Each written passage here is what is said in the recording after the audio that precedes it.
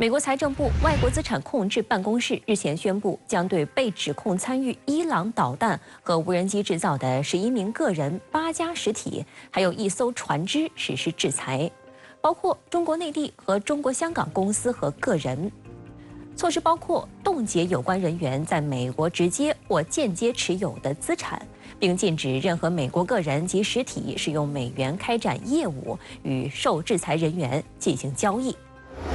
我们一贯坚决反对美方实施的非法单边制裁，我们将坚定维护本国企业和公民的合法权益。根据美国财政部的制裁名单来看，其中1名被制裁的中国人被指利用在香港的公司为伊朗代理商采购来自日本、瑞士、英国和台湾地区的军民两用电子元件。另一个被制裁的香港公司则被指接受采购案相关的转账汇款。在涉及伊朗的问题上，突然对中国及中国香港地区人员实施制裁，本质上是美国维护自身霸权地位而采取的一种手段，是美国在中东地区遭遇严重政策挫败后的一种非理性的政治表达，也是试图胁迫中国政府去支持美国对外政策的一种手段，这是公然违背国际法和国家间正常交往准则的一种胁迫性手段，是全然不可接受的。香港中国学术研究院研究部主任吕翔还告诉深圳卫视，目前涉及到中国大陆和中国香港的制裁，可以理解为一种2级制裁，其目的就是胁迫中国政府去支持美国对伊朗采取的1级制裁措施，中国政府必将采取正当的反制措施。通过这样的单边制裁，这样的一种长臂管辖措施，胁迫中国和其他国家加入美国的阵营的这样一种做法，非但不能解决任何矛盾和问题，反而会势必扩大这个冲突的范围。这样的制裁对世界各国企业及个人之间的正常交往，对于世界贸易的正常秩序，对全球产业链的正常运行，都是极大的损害。中国政府一定是坚决的反对。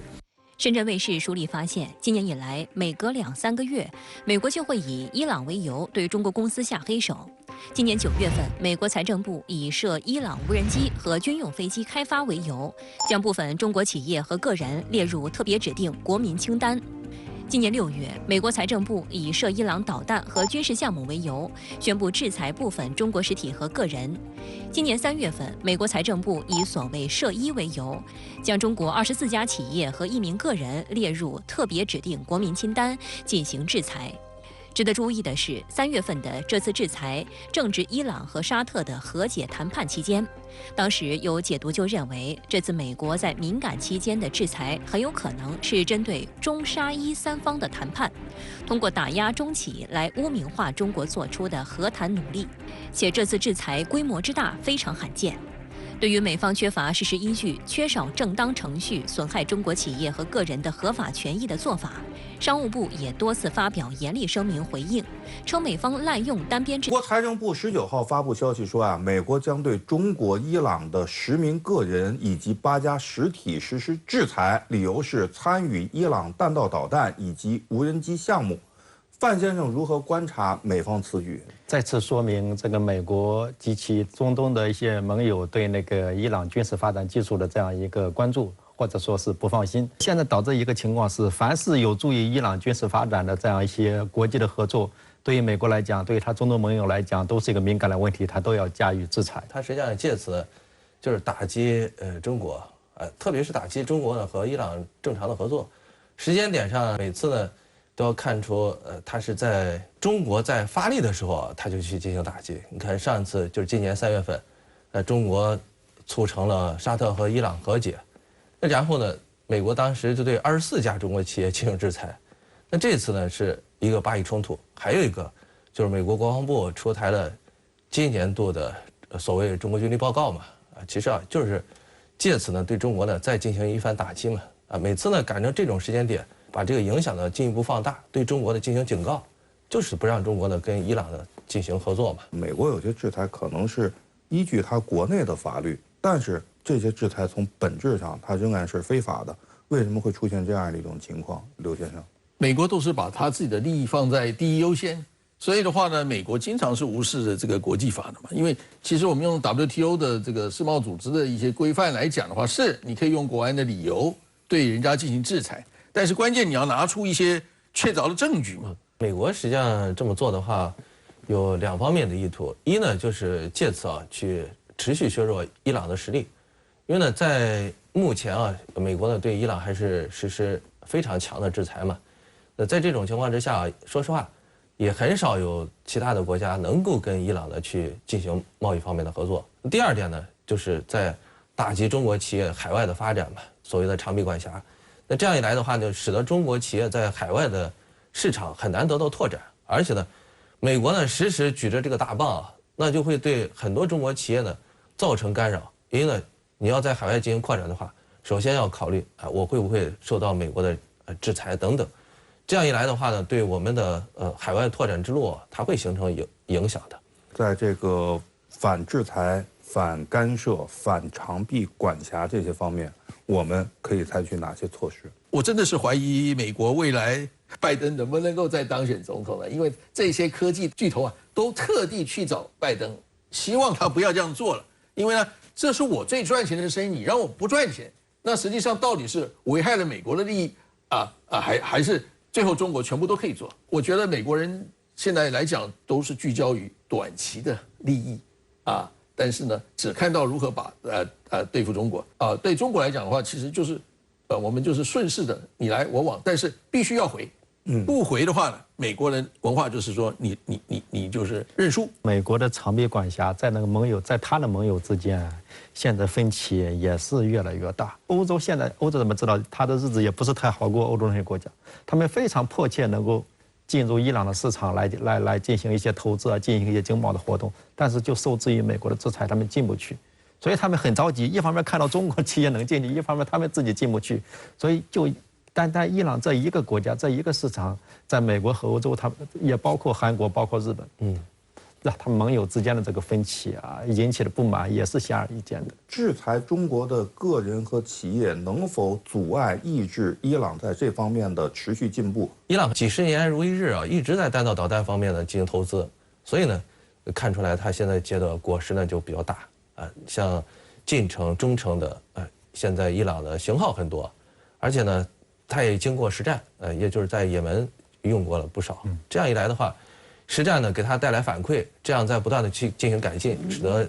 伊朗在导弹技术方面发展就相当之快了。那在无人机来讲的话呢，从前大家并不怎么太重视伊朗，但是呢，这个俄乌战争来讲，最后变成是伊朗跟土耳其两边在比这个无人机，俄罗斯在这方面反而是不行的。那它为什么能够发展成功呢？这很厉害的就是他们无人机其实它的技术不是那么高，但是它很多都是民间技术，是民军都是可以通用的。所以它的进口各方面来讲，其实是很容易从民间买来。那民间其实也不能够确定它到底是不是用在军方了嘛。卡塔尔半岛电视台网站日前刊登题为《内塔尼亚胡正将美国拖入与伊朗的战争》的文章，指出，以色列总理内塔尼亚胡30年来一直对伊朗核计划发出警告，并无数次威胁要攻击这个国家。现在他极有可能借此机会扩大冲突范围，把伊朗包括在内。文章写道，血腥的袭击改变了局面，给了这位以色列总理完美的机会，通过哄骗拜登政府参战，实现他打垮伊朗的幻想。事实上，这种担忧并非不切实际。内塔尼亚胡政府的确公开指责伊朗支持和指导了哈马斯的这次行动，但美国官员表示，他们尚未看到德黑兰参与袭击的证据。有分析认为，美方态度恰恰说明他们也不愿意在当下这个时刻升级与伊朗之间的矛盾。之前，拜登在白宫与犹太社区领导人的圆桌会议上发表讲话，列举美国向以色列提供的援助，提到美国已派遣航母舰队前往中东，以此向伊朗人表明小心点。伊朗外交部发言人纳赛尔·卡纳尼对此表示，伊朗认为美国已经在军事上介入巴以冲突。我觉着美国跟以色列现在最担心的事情，其实是伊朗真的会参与这场斗争，结果就导致巴以冲突的外溢、升级和扩大化，这是美国和以色列所最担心的一个问题。所以，美国在地中海沿岸接连部署了2艘航母，它唯一的一个作用就是起到震慑，去震慑伊朗，还有伊朗所支持的那些相关方，你不要插手巴以问题。今年9月，美方表示已与伊朗达成协议，将解冻伊朗在国际银行中的60亿美元资金，作为解冻伊朗资产协议的一部分。伊朗将释放5名被扣押的美国公民。据悉，这5人都有伊朗、美国双重国籍。目前5人都已经从监狱转出，改为居家软禁。换球已完成，资金却尚未真正解冻。美国国家委员会战略沟通协调员科比日前在美国微软全国广播公司网站的节目中说，如果伊朗卷入巴以冲突，美国可能会再次冻结伊朗在卡塔尔银行的60亿美元资金。美国财政部长耶伦也声称，美政府不排除对伊朗实施新的制裁。伊朗常驻联合国代表团发言人阿里卡里米马格姆在社交媒体上发文指，美国不应再次冻结已转移至卡塔尔的属于伊朗的60亿美元资金。他强调，美国不能违背协议。原本美伊达成了一项协议，伊朗的60亿美元资金得以解冻，但最近美方表示，如果伊朗卷入巴以冲突，美国可能会再次冻结伊朗在卡塔尔银行的60亿美元的资金，这也引发了伊朗的强烈不满。美方真的会这样做吗？当然，美国的这样一个建议呢，在伊朗方面是显而易见的，去遇到很大的这样一些反对之声。但是现在这个问题，它还涉及了第三方，涉及了卡塔尔。那么那个解冻资金，它没有立即回到伊朗，它是放在卡塔尔。事实上，卡塔尔它是作为一个，在一定意义上来讲，它作为一个中间人，存在的。所以这也是考验到卡塔尔国家的这个信誉的问题。卡塔尔实际上是这笔资金算是一个保管人，对，而且我们知道卡塔尔可能也是想去在国际金融上去发挥一个角色，长袖善舞，可能有一点像瑞士，或者说在中东地区，它怎么样来和迪拜竞争等等等等，这是涉及到卡塔尔的国家战略的。对，而且咱们一定要注意到，在中东地区，特别是在海湾地区，卡塔尔是为数不多的几个可以和伊朗、美国同时说上话的这样一个角色。所以我相信，这个美国在提出这个建议的时候呢，当然他是自己他有这个意愿提出来，但是最后能不能落实，这不仅仅取决于美国的他的一个立场，而且还要再看卡塔尔。范先生怎么分析目前的美伊关系？它会变得更坏吗？如果你从美国国家利益上来，这个角度来看呢，他早就应该和那个伊朗这个缓和关系了，甚至恢复关系正常化了。这也是为什么当时奥巴马总统时期，他在国内排除那么多的困难，在国际上排除那么多的困难，依然要和伊朗达成伊朗核协议，但在当时呢是国家利益的考量，是占据了这个美国决策的这样一个核心的这个位置。但是咱们知道，在美国国内，一旦谈及伊朗，它都是各种意见都是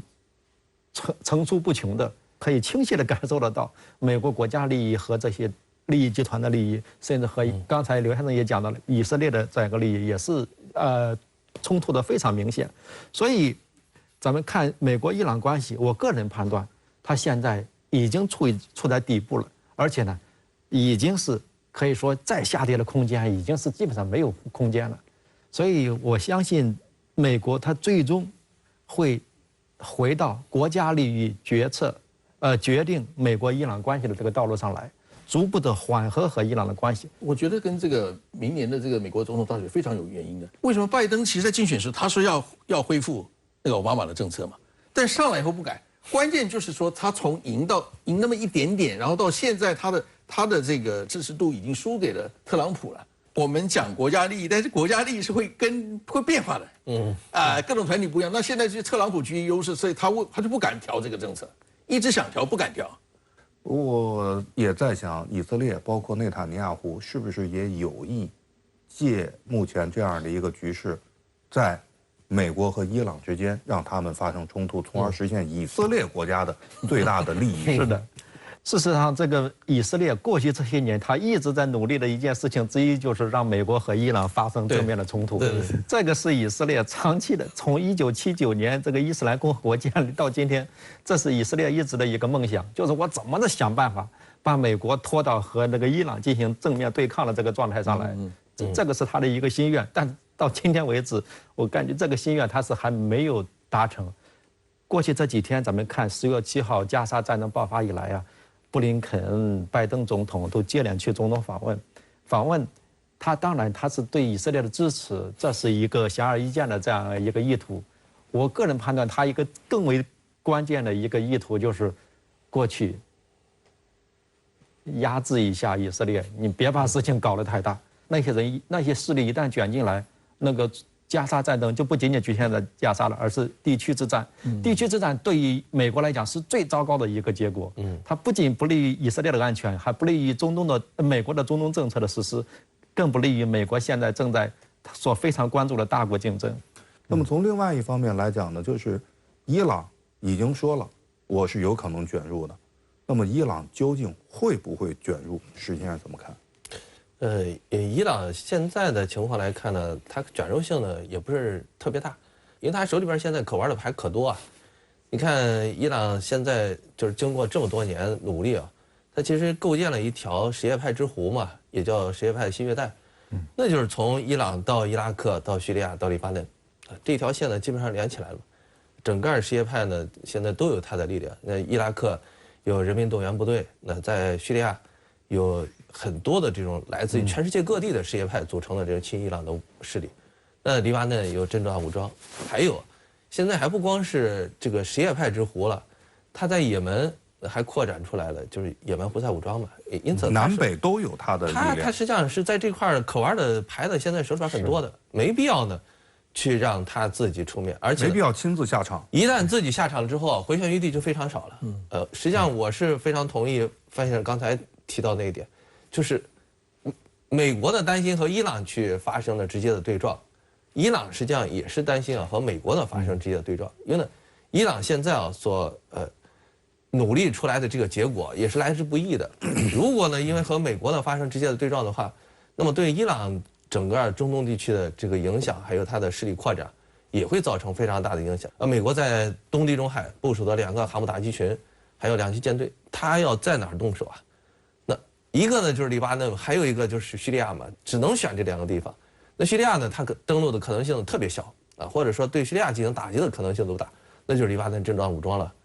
这样一来的话呢，如果真主党武装呢在损失之后，那就使得伊朗呢在地中海这一带，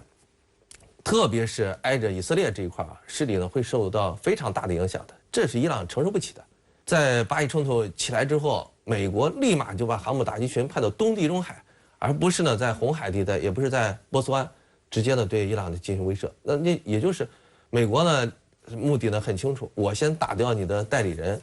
再去看下一步。最近呢，在芯片管制方面，美国似乎也是一边又在放松，一边又在加严，是吧？这究竟是一种什么样的打法？美国对华策略是否也在进行一种微调？就是战略它是定了，但是在策略上是不是也在进行微调？石先生怎么看？其实美国在芯片领域的话，这种做法一边放松一边收紧，不矛盾。放松呢是低端芯片甚至呢也包括一部分的中端芯片。也就是说，美国只要看到中国在芯片技术方面有突破，它就会放松。收紧的就是高端芯片，像现在的人工智能领域的芯片，那它现在就是把这个卡得很紧。还有一个呢就是图形芯片，再一个呢就是高速运算的这些芯片。那这些呢，他认为中国你一时半会儿呢解决不了，那我就把这个收紧。这样做，它就等于是延迟中国在高技术领域的发展步伐。第二个呢，就是美国和中国继续呢还是保持这种斗而不破的态势尽管呢矛盾挺多美国呢对中国也进行不断打压，但是美国到目前为止他还不敢和中国撕破脸。中美贸易呢，尽管今年看着这个下降的幅度是比较大，但是绝对数字在那儿放着呢，也就是表明了中美贸易呢实际上还是相当之大的。在这种情况之下呢，美国现在是不敢把中国呢给逼得太过分，因此就是中国和美国之间的这种关系今后呢还会长期的维持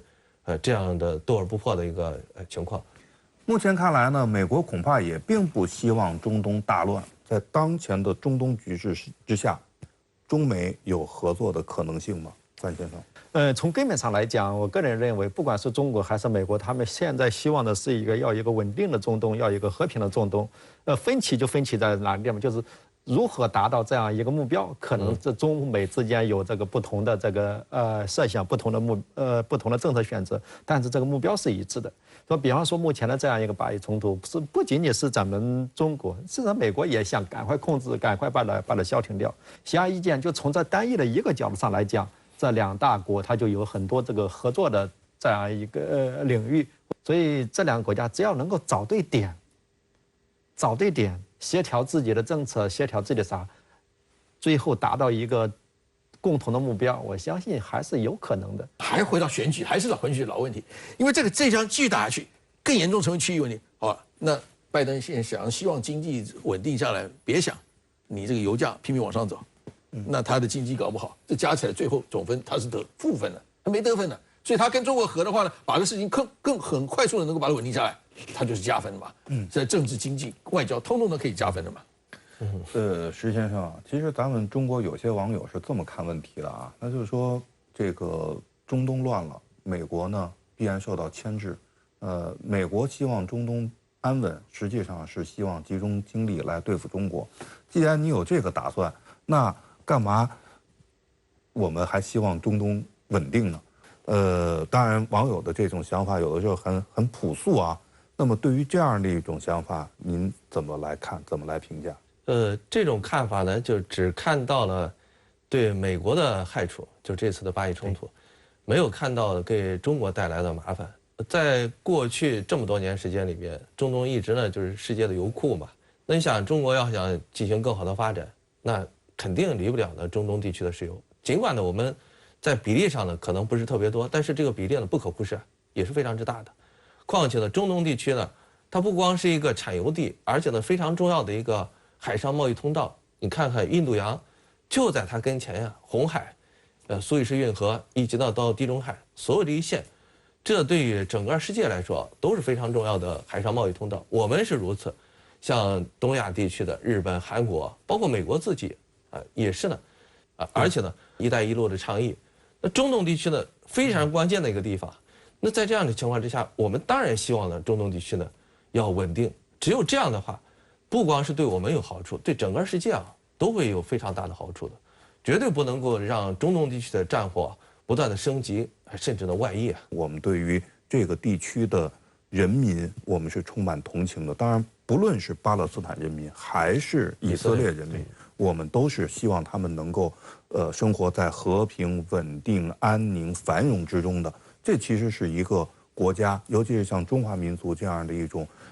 伟大的、古老的文明，它自然而然的会有的一种情怀，这是第一点。第二一点，坦率的讲，就是美国要和中国竞争，要来打压中国。但是如果说中国在世界很多地方发挥重要的，甚至是不可或缺的这样的一种稳定的作用，试问你美国又怎么样来和我们竞争呢？你又为什么要打压这样的一个世界上维护和平稳定的力量呢？所以呢，我觉得对于这个问题，我们的考虑其实是应该更全面一点，也更高、更宏观一些，是吧？当前巴以冲突呈现出了升级扩散的趋势，中国如何承担大国责任？中国又是否有可能影响美国，使其采取更为公平公正的立场呢？范先生，其实现在咱们中国对于整个世界的这样一个美好的愿景，都已经通过几份文件来很好的勾勒出来。比方说中国的发布的这个安全倡议啊、文明倡议啊、发展倡议等等。所以我相信，中国的按照这些文件所体现出来的对于世界的这样一个美好的构想的这个路走下去，一定会对这个世界，会包括巴以问题在内的很多的世界难点问题做出自己非常积极的贡献。当然，在这个过程当中，一定要有国际社会的这样一个密切的配合，而且需要和国际社会一道朝到同一个美好的目标前进，咱们这个世界才能变得更好。中国呢，要对美国产生更大的影响，那主要还是取决于我们的发展。我们的发展越好，实力呢越强大，那跟美国呢进行对话的时候，自然一是底气越足，二一个呢，美国对你越尊重，那美国呢自然就对中国会采取了越来越大的改变。所以我想呢，中国能不能够对美国产生出影响，使其采取更加公平合理的立场，关键还是取决于我们能不能够站在历史正确一边。所以在这个问题上呢，中国也表示我们站在巴勒斯坦人民还有阿拉伯人民他们正当权利的一边。我们站在这样的一个立场上，站在历史正确一边的话呢，那么我们希望美国也站在历史正确一边。不管怎么说呢，这一地区巴以冲突的这个冲突和矛盾啊，它不是冰冻三尺，不是一日之寒。这个问题怎么样来解决？既需要长期的努力，但是也需要可能要厘清一些基本的概念，包括巴勒斯坦人民他们的这个合法的权利，尤其是乃至于生存权，这一点呢是非常重要的。